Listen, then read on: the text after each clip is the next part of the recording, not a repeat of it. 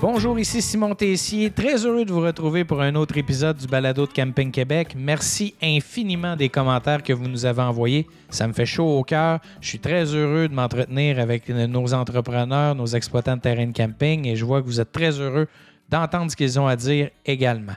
Aujourd'hui, à l'épisode, on rencontre Sylvain Gauthier de Parkbridge.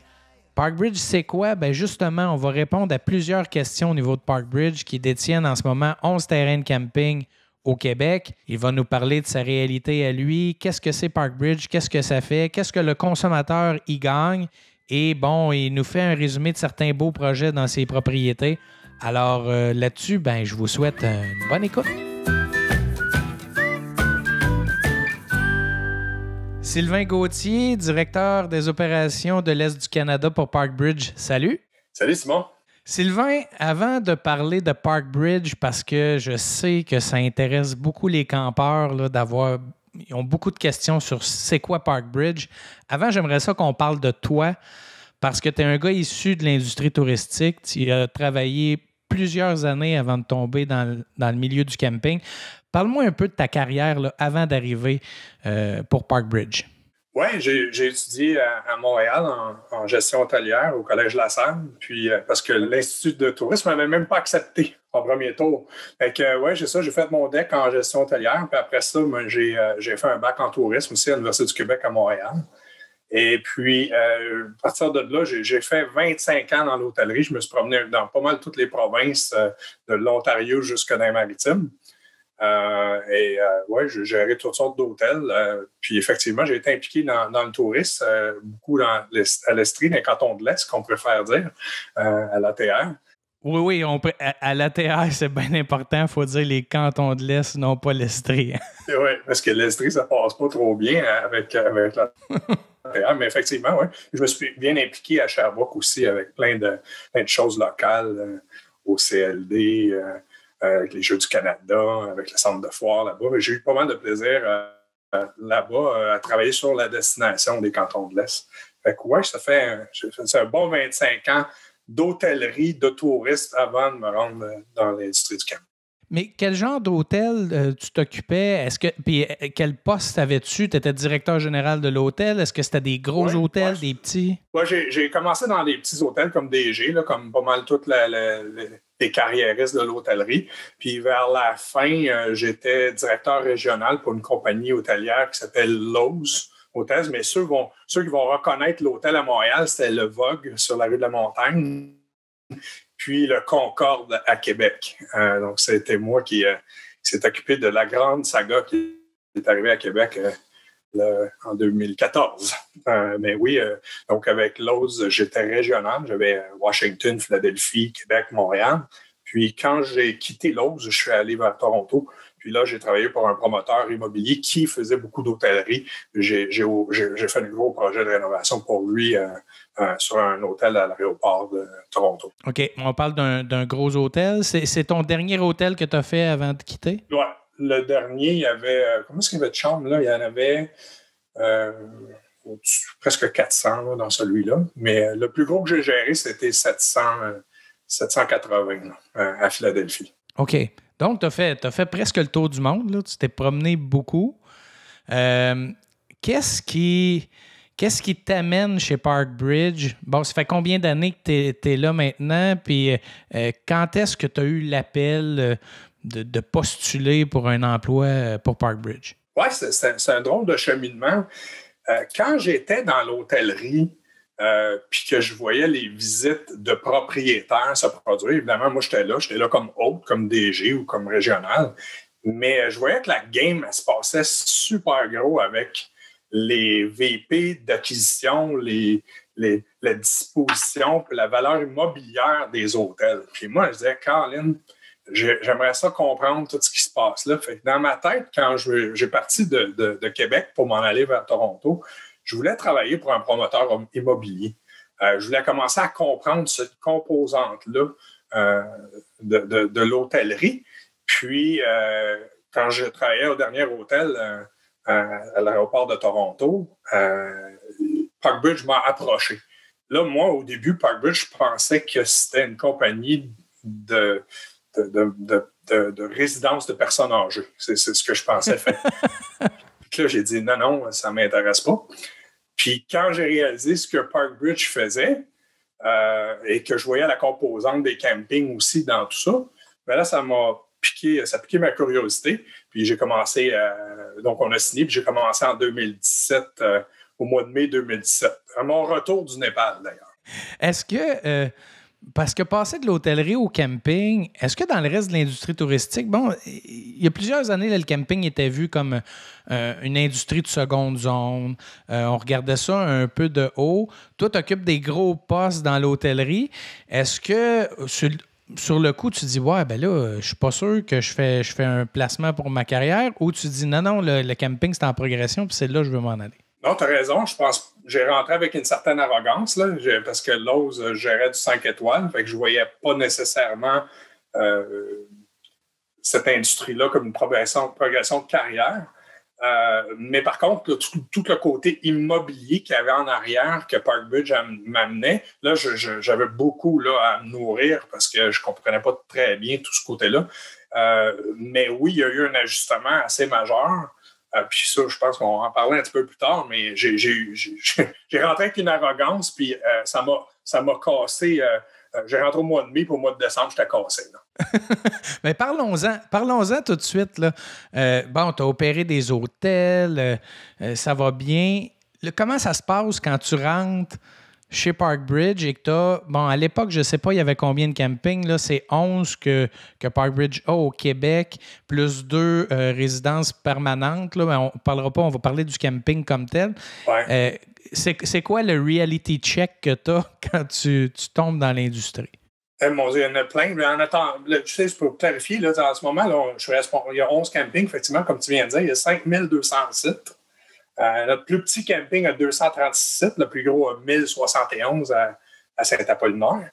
En haute saison, on a 250 employés. Puis notre chef d'affaires, là, en ce moment, là, c'est 14,5 millions. Là. Donc, ça, c'est la responsabilité du portfolio quand même assez grosse, là, même si tu compares ça avec ce que j'ai fait dans le passé. Mais le reality check, comme tu dis, là, il s'est fait, puis c'est dans ma première semaine, Simon. Puis là, je n'aimerais pas la propriété parce que c'est pas le but, mais tu sais, quand tu travailles en hôtellerie, là, le sens de l'arrivée, là, c'est tout. Là, le lobby, tu polis tout, les lobby ambassadors, puis tu t'assures que quand les gens s'enregistrent, qu'il y a une expérience. Moi, j'arrive sur ce terrain-là. C'est ma première semaine. D'ailleurs, c'est la première propriété que je visite. Puis là, il y a un gros camion noir qui pompe. Puis moi, je ne sais pas ce qui pompe, là. Mais c'est direct dans l'entrée. Là. C'est le sens de l'arrivée du camping sur lequel j'arrive. Puis là, finalement, pour découvrir que il pompait de la merde. Donc, c'est un des campings qui n'est pas raccordé au réseau d'égouts de la ville. Fait que moi, je peux déjà faire des déductions. Là. Ouais, mais là, j'ai pas trippé solide quand je parlais au gars de la maintenance parce que lui, il m'expliquait ce qui se passait. Fait qu'en l'espace d'une demi-journée, même pas 3 heures, j'ai eu une introduction sur tout ce qui pouvait aller mal sur un camping. En 3 heures. Et là, j'ai fait aïe, aïe, aïe, hein? L'électricité, le voisinage, que ça allait pas tellement bien. En tout cas, en l'espace de 3 heures, Simon, là, j'en ai mangé une maudite. Je me demandais ce qui venait d'arriver. Puis là, tu connais rien de ce qui est sur le terrain. Puis évidemment, on jette sur toi pour te donner les problèmes parce que tu arrives pour combler un poste qui est vacant depuis un bout. Comment ça se passe là, dans ta tête? Tu te dis, hey, là, moi, là, c'est terminé vendredi, je donne ma notice puis je m'en vais? Ou comment tu fais? Oui, je te dirais que cette journée-là, je me demandais ce que j'avais fait. Mais après ça, je pense, en retombant sur les assises de la compagnie, sachant qu'il y a quand même pas mal de monde, puis de prendre le problème puis le morceler en plusieurs petits morceaux, c'était la façon de faire. Puis de faire prendre connaissance aussi à une compagnie qu'on sait qui est basée en Ontario, de peut-être une réalité qui avait comme pas nécessairement tout mis ensemble. Fait que là, moi, c'était mon rôle au début, Simon, c'était de faire le tour de l'ensemble du portfolio, puis de faire un bon constat de où est-ce qu'on était rendu à cette étape-là, puis où est-ce qu'on voulait s'en aller. C'était mon rôle. Fait que je te dirais qu'en 2017, là, mon rôle a été vraiment de prendre des notes, puis de faire le tour, puis de comprendre chacune des propriétés qu'on avait là. À ce moment-là, 12. OK. Parlons-en des propriétés, puis on va parler plus de Parkbridge un peu plus tard.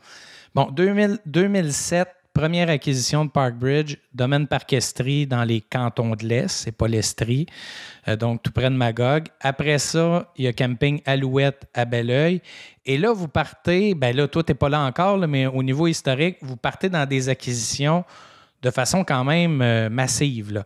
Alors, il y a quel autre camping qui s'ajoute au portfolio? Ah ben là je vais toutes les donner en ordre chronologique. Là, on parle d'Alouette. Il y a eu ensuite, je pense que le domaine de la Chute a suivi pas longtemps après ça, à Saint-Apollinaire, la Roche d'Or, dans Beauce, Camping Panoramique à Port-Neuf. Ensuite, Lac-la-Fontaine. Lac-la-Fontaine était là aussi. Le parc La Conception, à La Conception, je suis à côté de Tremblant. Royal Papineau dans l'Outaouais, où je suis aujourd'hui. La Caravelle à Sainte-Sabine. Le lac du Repos.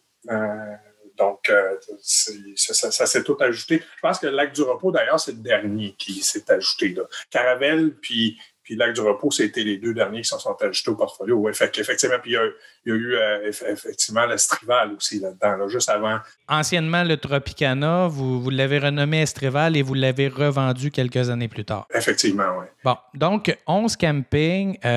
Moi, je suis là à l'époque où Parkbridge achète des campings, puis c'est un peu la panique au Québec. Là. On comprend pas. On comprend pas ce qui arrive, puis ça va vite. C'est qui Parkbridge? C'est quoi? Qu'est-ce que ça fait? C'est un propriétaire? C'est un fonds? Comment ça fonctionne? Parkbridge, c'est un fonds de pension. C'est le fonds de pension des employés municipaux de la Colombie-Britannique. Donc, plusieurs employés municipaux, évidemment, dans cette grande province-là. Et puis, ça s'appelle BCI Management. Donc, ça vaut 171 milliards aujourd'hui, BCI. Et Parkbridge est une entité parmi cet océan-là. Donc, ils ont évidemment des fonds, des moyens au niveau de l'immobilier qui sont quand même assez sérieux. Là. Donc, eux, ils veulent s'investir à faire c'est des beaux fonciers qu'on fait. Donc, puis là, les campings tombaient là-dedans. À un moment donné, il y avait des marinas. Puis il y a des communautés résidentielles un peu partout au Canada. Là. Les campings sont différents dans le reste du Canada, je pense, comparativement au Québec. Vous avez plusieurs communautés. On appelle ça des gate community. Là. Au Québec, c'est différent parce qu'il y a beaucoup de voyageurs. Comment vous vous inscrivez dans l'ensemble du portfolio canadien? C'est certain que quand moi j'ai commencé avec les campings au Québec, on était à peu près à 50%, donc 50% saisonniers, 50% voyageurs. Quand tu regardes l'Ontario, où il y a 20 campings qu'on opère là-bas, c'est carrément 95-96% de saisonniers. Fait que la réalité, elle est différente. Puis eux, les campings sont tous pleins, sont à 100% d'occupation. Puis ça fait des années qu'ils le sont. Puis il y a du monde qui attend. Il n'y a pas assez d'offres pour la demande de saisonniers en Ontario. Puis là, je sors de ceux de Parkbridge, là, je vais en voir dans l'industrie en général. Mm-hmm. Dans l'Ouest canadien, il y a beaucoup moins de resorts. Là, il n'y en a seulement que 4. Mais eux, là-bas, il y en a 2 là, qui sont 100% voyageurs, et puis c'est fou, là, le volume qu'ils font en voyageurs, là, c'est complètement démesuré. Là. C'est des petits terrains, mais ça fait des chiffres exponentiels. Un petit peu comme le camping Orléans, dans le fond, qui fait 100% voyageurs. C'est ça un peu la réalité de l'Ouest. Donc, on a vraiment toutes nos réalités où moi, j'avais du 50-50, puis l'Ontario a presque 100% saisonnier. Fait que ça diffère dans son opération. Comme c'est un fonds, évidemment, le côté financier est très important, mais les terrains de camping, on s'adresse à des humains. Donc, c'est des clients, c'est des employés, mais c'est des clients. C'est des saisonniers, contrairement à l'hôtellerie. On n'a pas ça, des clients saisonniers en hôtellerie ou très peu. Comment on fait pour pas perdre un peu de la nature du camping comme tel quand c'est une grosse corporation qui détient ça? Oui, c'est une bonne question. D'ailleurs, j'ai donné 2 fois une petite formation là-dessus. J'ai parlé d'investisseurs versus entrepreneurs. J'ai fait 2 formations là-dessus pour les gestionnaires de nos propriétés. Parce que le gestionnaire, ben, dans le fond, c'est pareil comme si ce serait lui qui appartenait le camping. C'est pas différent des opérateurs qui appartiennent au camping. C'est de dire fait qu'il faut qu'on engage un gestionnaire et lui faire comprendre qu'est-ce que l'investisseur il veut. Puis qu'est-ce que l'entrepreneur fait? Fait que l'entrepreneur, lui, quand il regarde son camping, il pense avec son cœur.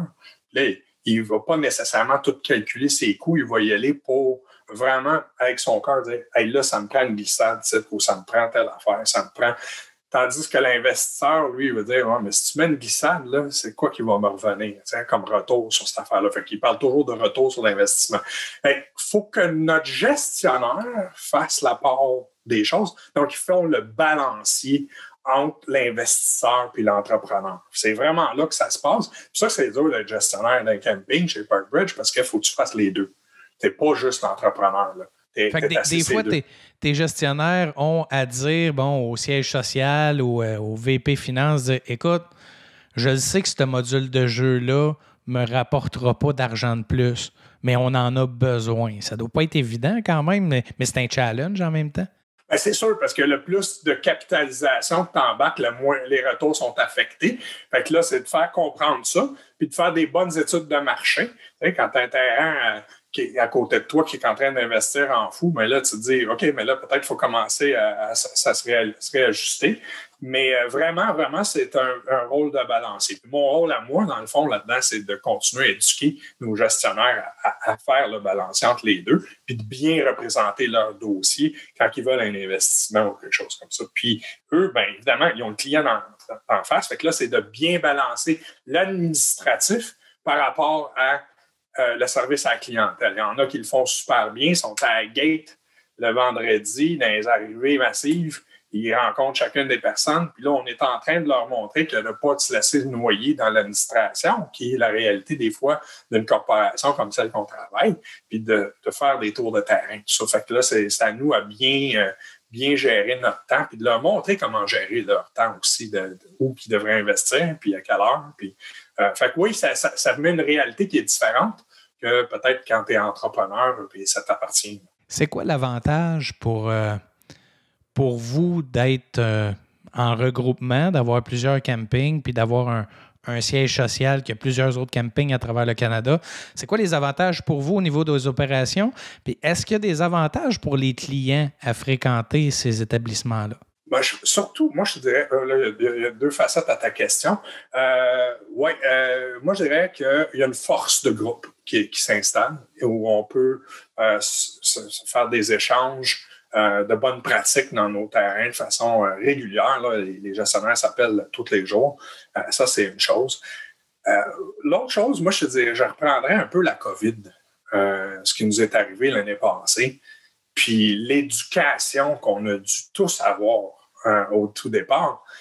Puis, en rentrant avec les supports qu'on a corporatifs, avec des mesures à prendre avec la COVID, de comment on va opérer un camping. Donc, on avait une expertise qui venait d'ailleurs, qui est venue nous appuyer sur comment on pouvait approcher la COVID, parce que c'était tout le monde un petit peu en panique. Et nous on a eu la chance d'avoir un paquet d'experts qui sont venus nous appuyer, puis là, on a pris un angle, on l'a pris tous ensemble, tu sais. Puis quand on voulait se réajuster, bien, on se réajustait tout ensemble, fait qu'on faisait partie d'un tout un peu plus gros que d'être individuel.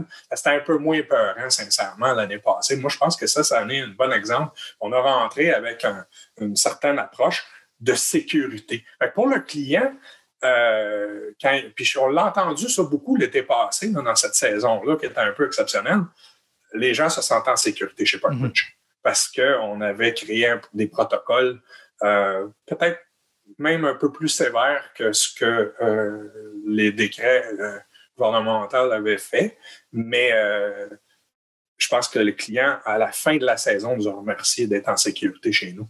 Je pense que ça a été un exemple. Outre la sécurité, est-ce qu'un client, un campeur qui va dans un camping de Parkbridge, est-ce que c'est un peu comme le McDonald's? C'est-à-dire, il sait combien il va payer pour son Big Mac, il sait qu'il va avoir un Big Mac, il sait qu'il peut avoir des croquettes, il sait combien il va payer, il sait qu'il faut qu'il porte un T-shirt dans le magasin parce qu'il y a un logo qui dit qu'il faut... Est-ce que les règlements, les prix, est-ce que c'est tout standardisé à travers les 11 propriétés ou ça peut varier d'une place à l'autre?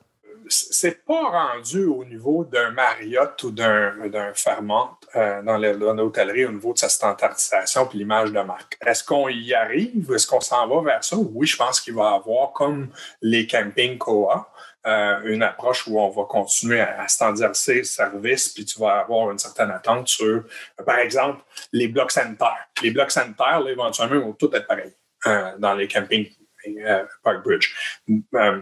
L'autre chose que ça nous a permis d'être regroupés, c'est il y a 3 ans, on a fait la même tarification pour les voyageurs. Donc, tout le monde charge la même chose à la grandeur de la province pour les tarifs voyageurs.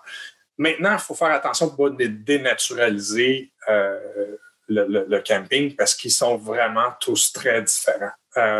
J'en ai qui ont des similarités, mais vraiment, là où ils se retrouvent, ils sont quand même éloignés. Je suis à travers la province, là, quand tu pars de Conception, puis tu t'en vas à Roche-d'Or, t'es comme pas mal aux extrémités. Là. Ouais, fait que les réalités sont très différentes dans ces terrains-là. Fait qu'il faut faire attention.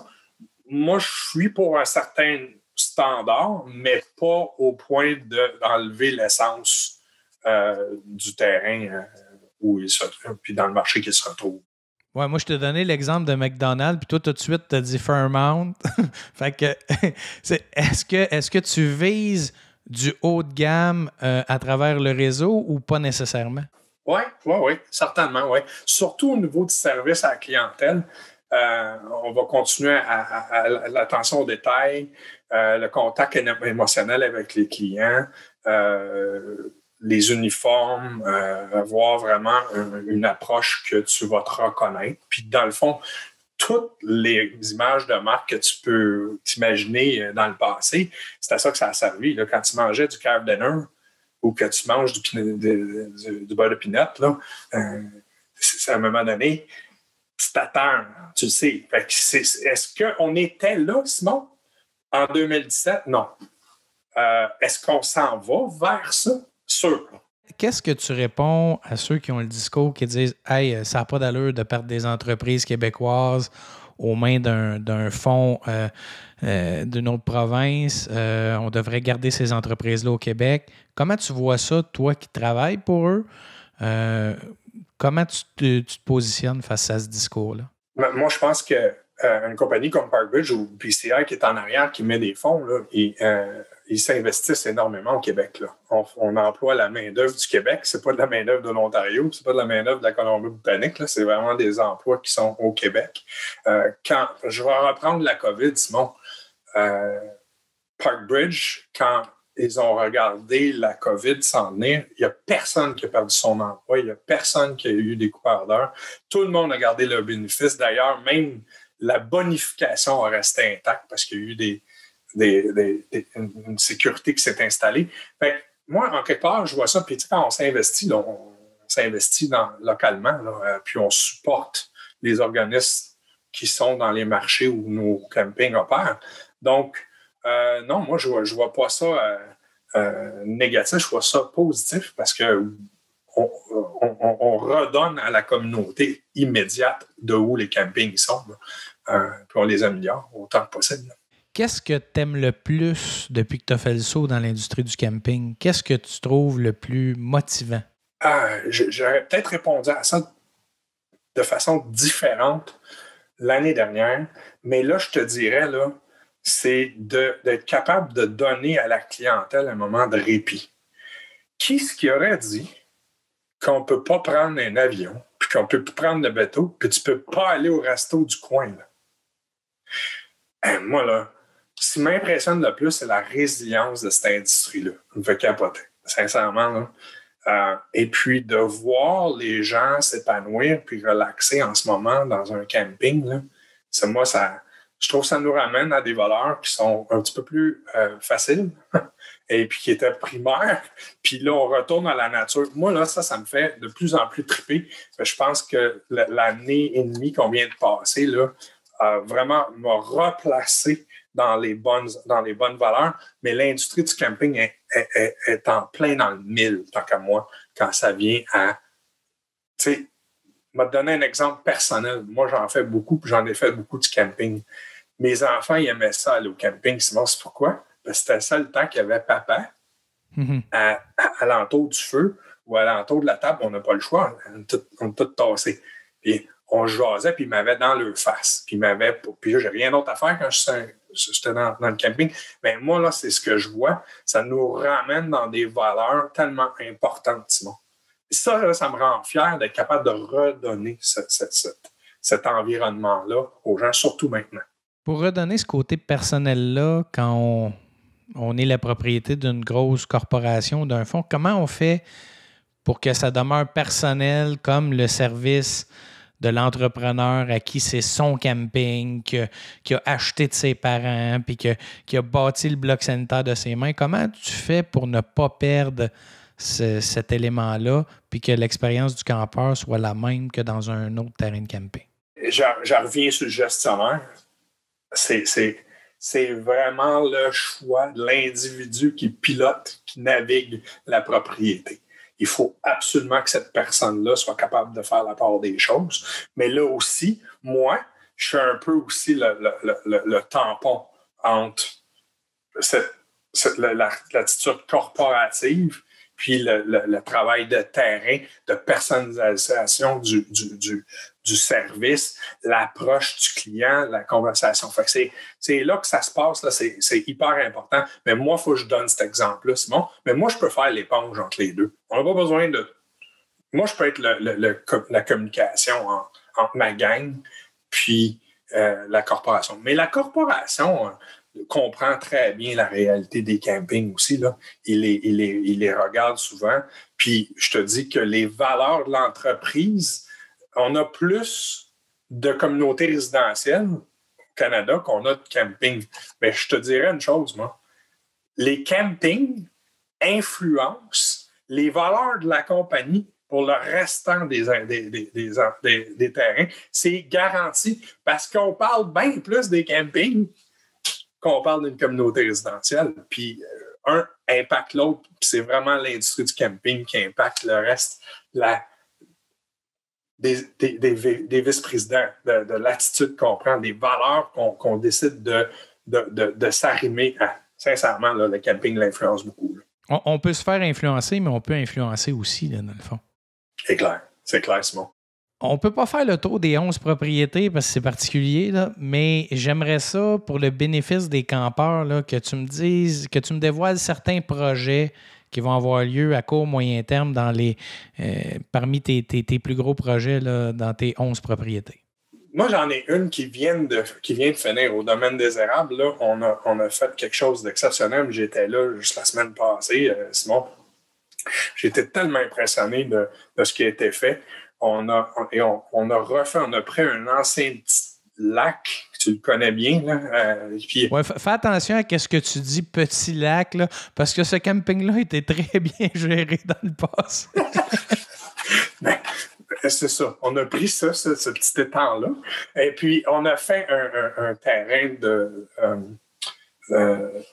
pas de basketball, de beach volleyball. Je pense qu'il y en a 3 un côté de l'autre. Et c'est vraiment cool.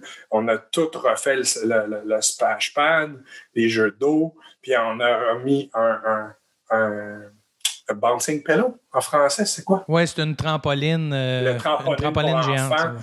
Mais le terrain, là, le sens de l'arrivée, on parlait de ça tantôt, là, le sens de l'arrivée au domaine des Arabes est complètement modifié. C'est vraiment... C'était exceptionnel. Moi, je ne l'avais pas vu à cause, justement, la COVID l'année passée m'a empêché d'aller le voir. Puis cette année, bien là, c'est tout tourbé. Vraiment fier de ce projet-là. En ce moment, on est en train d'en faire un majeur à la Roche d'Or. Tu sais, les piscines dans nos terrains de camping, c'est le produit d'appel. Tu n'as pas le choix. Puis, la Roche d'Or, la piscine, là, comme c'est ça que tu vois, c'est tellement grand. Là. Mais là, ils sont en train de faire la plus grande lagune dans les terrains de camping. Ça va être superbe ce qu'ils sont en train de faire. Elle va être prête là, avant l'été. Là, je me croise les doigts là, parce qu'ils travaillent fort, ils sont en train de travailler dessus. Mais vraiment, là, ça, c'en a un autre. Là, ça va redonner à ce camping-là, c'est note de noblesse. L'autre chose, on travaille beaucoup sur le prêt-à-camper, Simon. Puis ça, là, je trouve ça le fun en maudit. Puis, tu sais, là, ça commence à ressembler un petit peu à de l'hôtellerie. Fait que là... ben, c'est un peu, en France, on appelle ça de l'hôtellerie plein air, là, donc on peut appeler ça comme ça. Ben, c'est ça. Moi on a beaucoup de succès avec ça. Tu sais, quand je regarde justement Parc Estrie, dans les cantons de l'Est, on est rendu à 8 prêts à camper, des chalets complets, là, avec les 3 services. Là. Donc, on en a partout. La conception, en ce moment, là, le prêt à camper, avec les tentes sur le bord de la rivière, là, c'est en feu. Là. C'est plein à craquer. Mais continuez à développer le prêt à camper. J'ai quand même une bonne offre. Là. Je commence à avoir une bonne offre. Je ne suis pas la CEPAC, là. Mais je te jure que est-ce qu'on pourrait doubler la capacité de prêt à camper qu'on a en ce moment? Moi, je pense que oui. Puis je pense qu'on peut s'attendre à continuer à voir Parkbridge continuer à s'investir là-dedans. C'est sûr. Est-ce qu'on pourrait voir Parkbridge acheter d'autres terrains de camping au Québec?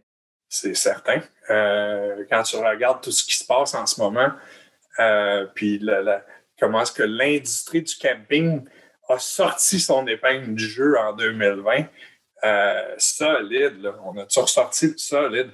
Donc, je pense que ça fait réfléchir des investisseurs comme le fonds de pension pour lequel je travaille. Puis ils disent, attends une minute, là. Je vais-tu aller m'acheter un centre d'achat où il n'y a plus une personne qui veut rentrer dedans ou un camping? Fait que là, je pense qu'il y a du monde qui sont en train de faire leur devoir. Hein. Donc, ça pourrait se passer.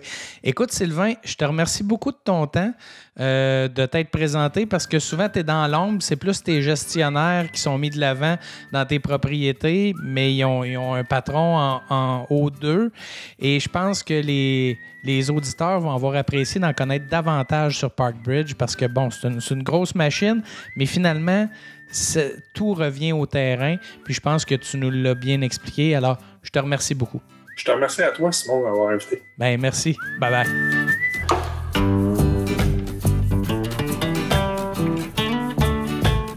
J'espère que cet épisode vous a plu. N'hésitez pas à nous transmettre vos commentaires et suggestions. Je vous invite également à nous laisser une belle note de 5 étoiles sur Apple Podcast. Le lien est dans la description de l'épisode. Au plaisir de vous retrouver dans un prochain épisode. Camping Québec le balado, une réalisation de Charles Thompson, le Duc.